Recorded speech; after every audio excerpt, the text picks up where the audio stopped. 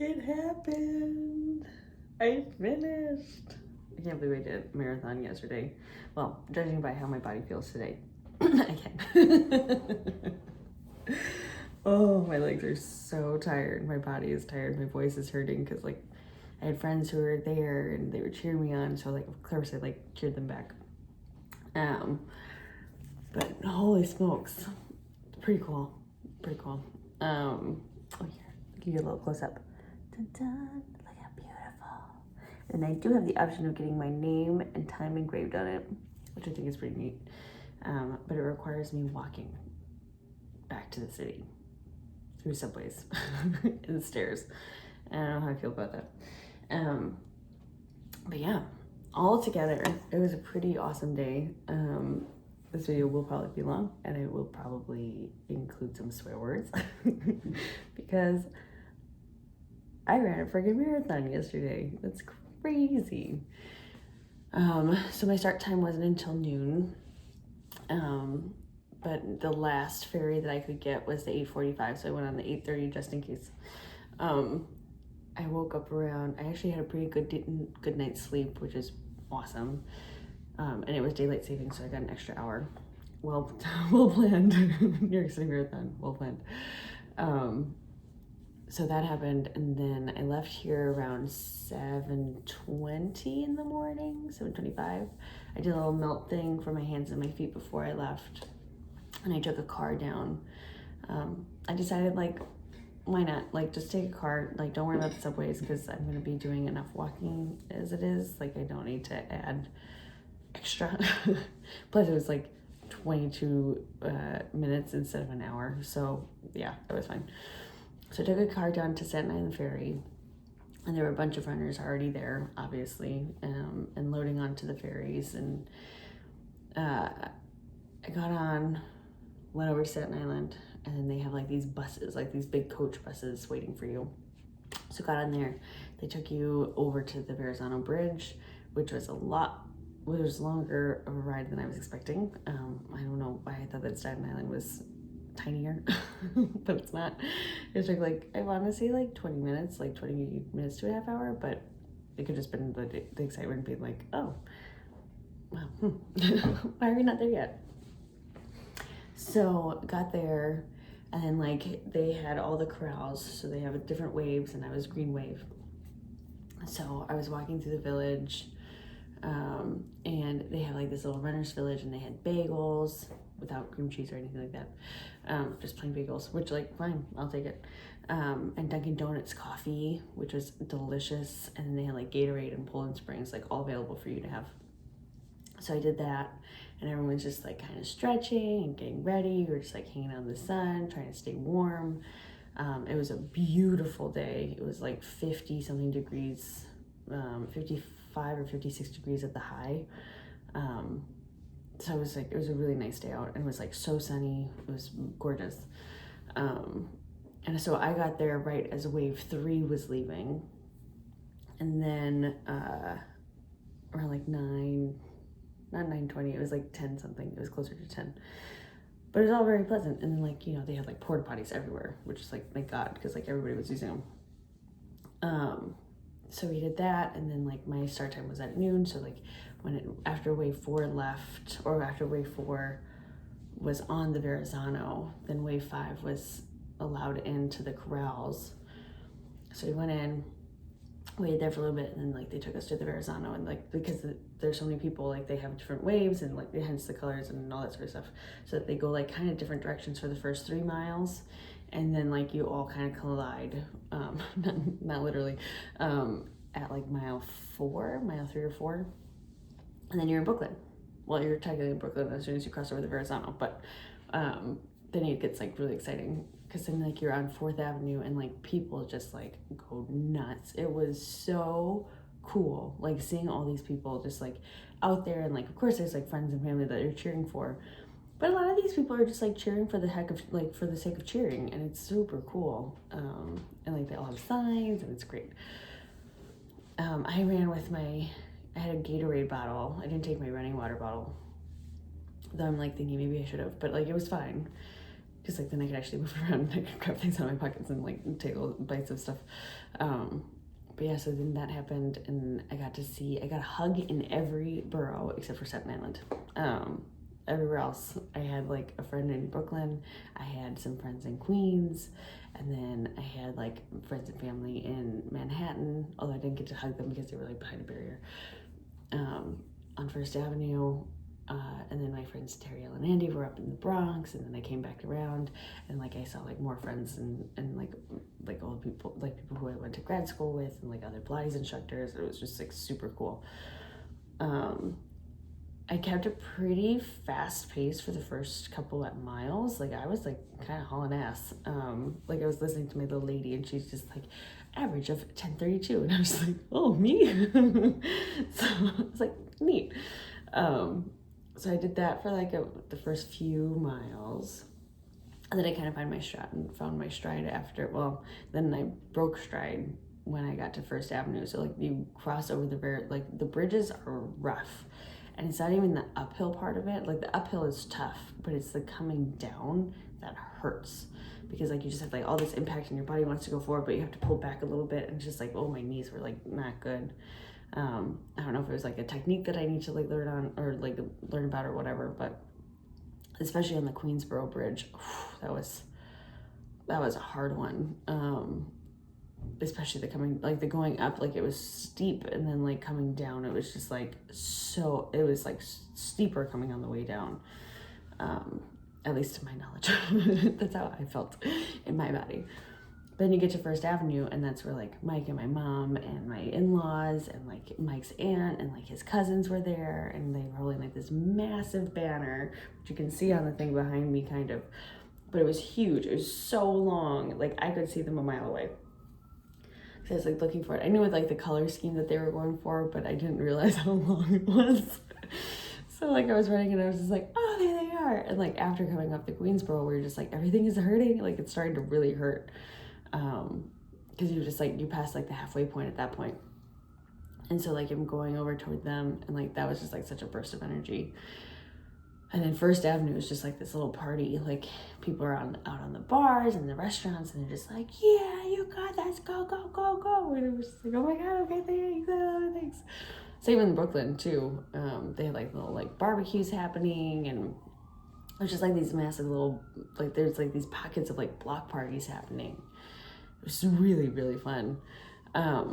And then it's like, especially in like Brooklyn, where it's like this little neighborhood section, like the road is like a little bit more narrow, and it's like all apartment buildings on the sides, and that's where I saw Kira Lamb, who I love, and I finally get to like see her in real life and like hug her for a millisecond, but it was so pleasant. I was like, oh, this is lovely.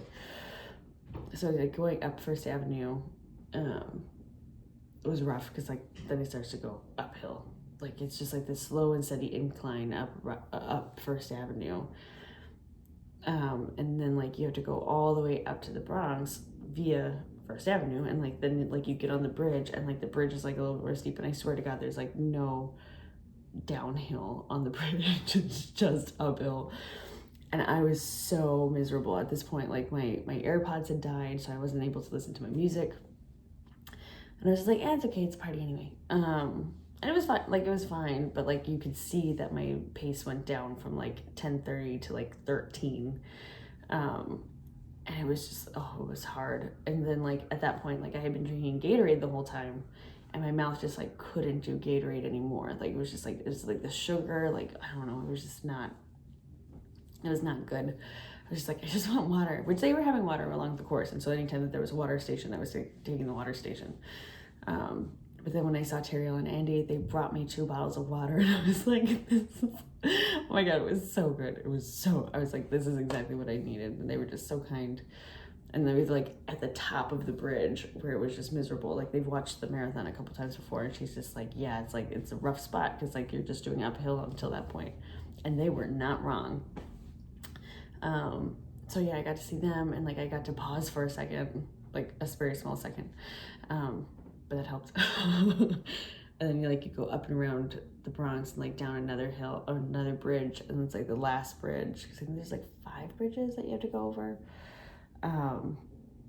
but yeah, it was like the last bridge, and then like you end up in Spanish Harlem, which again, huge party, and everyone's just like dancing on the street and like, you know, cheering you on, and like they're handing out like, people are handing out like bananas and like clementines and orange slices, and they're not like the technical people to like hand them out, but they're there, they just want to be part of the community, and like tissues and like paper towels and all that sort of stuff. It's really nice. So then you come back around, and like you start heading down toward the park again, and it's kind of like windy, and I used to work up on like 110th, and so I was like waiting to hit 110th because I was like, I know I can walk down from here. Like I used to walk down from like 110th down to Penn Station, which is on 34th Street. I was like, so I can definitely just like finish running. And there were a few times that I wanted to stop and walk because my legs, like I could feel my hip, I could feel my foot, and I was just like, maybe I should walk. And I would start walking, and I was like, nope, can't do that, because I'm like, I can't even walk at this point. Like I can only run at this point. I was like, and I can't stop. So then I'm like I'm running down Spanish Harlem area, and then like you do a couple zigzags to get to Fifth Avenue. And then it's just like so much fun, because then I had a few more friends like waiting for me down there as well, and like people can like walk across from First Avenue over to Fifth Avenue, and so like you get to see them twice, or they walk into the park, and so then you get to see them twice, and it was just like, it was super cool. Like I saw a few people who I didn't know, but I recognized their signs, and they were like following us throughout the entire course. It was amazing. Like there's this one woman who I swear to God, like I saw her like 5 or 6 times. So yeah, so like coming through the park, and then like you start to like go downhill a little bit, but it's not that like, not like a crazy downhill, so like it's manageable. And then by like mile 22, it was like between 8 miles before the end, so whatever that is, to that point, it was just, oh man, like the wall is real. Like the 20-mile wall is very real. And then coming around, and then my mom and my husband and my in-laws and like the aunts and the cousins were all there with their sign again when like at the mile to go place, which is like great, because then you're running along, God, which street is that? 59th Street? No, not 59th Street. Wherever the bottom of the park is. And you're running along that. Oh, it is 59th. And like then it's like this nice steady place, and that area is just going wild. Like it's just like everyone's shouting and screaming, and like it's just like this huge amount of energy, and like going, and it's like, okay, I only have like 1 or 2 miles left. I can do it. And then you see them, and you're just like, I can. And then my pace picked up again after I saw them that time. And then like I came around, and then like I finished. And Whitney was at the end. Like as soon as I crossed over the finish line, I like paused for a second, and I was like asking the guys like, where do I go now? I don't know what to do. And then all of a sudden she like comes over to me, and she just like gives me this hug, and I was like, oh. So yeah, it was a crazy experience. It was nuts. And then like getting home was a whole nother ordeal, because then, you know, I have to walk. Like I could not sit down. Like if I sat down, I was not getting back up again. So we walked, I think I got out at like 72nd Street, and then I had to walk over to Columbus, and then we walked down to 59th Street and 57th and 7th to catch the subway, and then come back home. And then there was like stairs, and we had to wait for the subway and all that sort of stuff. But it was just, that was probably the hardest part of all of it, was just like walking. Because I had like this slow little pace, and like all the runners basically at that time were like anyone who saw, and like it was funny because we saw this one family who was walking, and like the one woman who didn't run was like walking ahead, and like the guy's like, you have to slow down, and she's like, oh right, I keep forgetting, like we have to follow the runner's pace. And I'm like waddling by at that time, and I'm like, on behalf of all the runners, I apologize. And she's like, no, you did amazing. And then we came home, and we had pizza and some alcohol, and it was fantastic. But it was quite the experience. It was so cool. Do I think I'm ever gonna do it again? I want to say no, just because like I feel like it's a one and done situation for me. but like the more I talk through it, you know, it's just like, oh, that was really fun, and like seeing all these things and like seeing all these people and all these places, and like being able to run through all the boroughs, like on the streets of Manhattan. So cool. But it was like, it was hard. It was really, really hard. It was a lot for me to do, and like I'm so impressed with what I accomplished. Yeah, it's just like, it's a really incredible thing. It's really crazy that I did that. But yeah, it was just a crazy little day. It was a long day. I got 67 or 68,000 steps after everything was said and done. I burned like 4,400 calories with everything that was happening. Like, I know I'm gonna be starving today. Like, I don't get really hungry after I run. Like, my stomach doesn't feel like I want to eat after I'm done running. But I know, like, between like today, tomorrow, and probably the next day, I'm gonna be so hungry. But yeah, it was super cool. If you're ever gonna do a marathon, one of my biggest things is like, you know, it can get kind of annoying, like having all these people like, I'm running the marathon, and like they're posting about it all the time. But doing that, and then like getting the awareness out that you're running it, so that like people come out and see you run, totally worth it.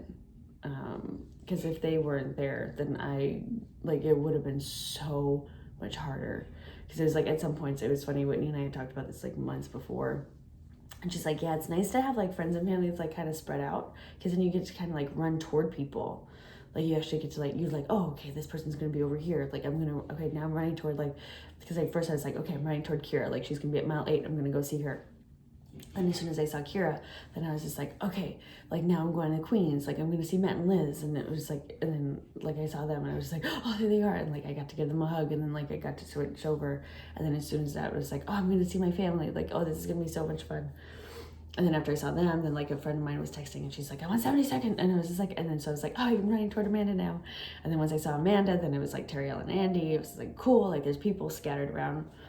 And it was just like, it was so worth it, because like those little pockets where like you got to see your people, like they just brought your energy back up again, especially like after you hit the halfway point. Like that's when you really, it's just wonderful. It's just really, really, really nice. So yeah, did it, got the medal. You know, I might get a little like frame for this, because like this is my first and only like athletic award. Like, I'll take it. And this sucker is heavy. Maybe I'm just gonna wear this, like, you know, anytime that we go to like a family event. Like, this is my new accessory. I don't wear necklaces, I wear my medal. Yeah, thanks.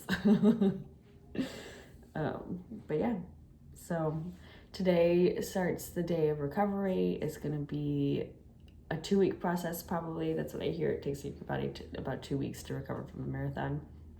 I don't doubt it. So I don't have a massage booked like I was gonna plan originally, but I have like my melt stuff, and like maybe I'll schedule who knows, maybe I'll schedule a massage for myself and just like work it out through my legs. Because they're so tired, and my feet are just like so sore. Like, I'm gonna be soaking in the tub, putting my ice packs on my ankles, and just like resting my feet up the wall for the entirety of the day.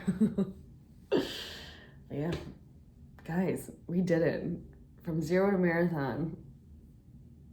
That's nuts. Like, I know that I hadn't been documenting this since like the time that I started running, which was 9 months ago. But I think it's pretty incredible that happened. Like, where I never ran a day in my life. Like, January, not a runner at all. Like, not even a little bit. February, like, having the idea of like, maybe I can add running into this. And then now fast forward to November, and I can add marathoner to my titles. I mean, if I can do it, anyone can.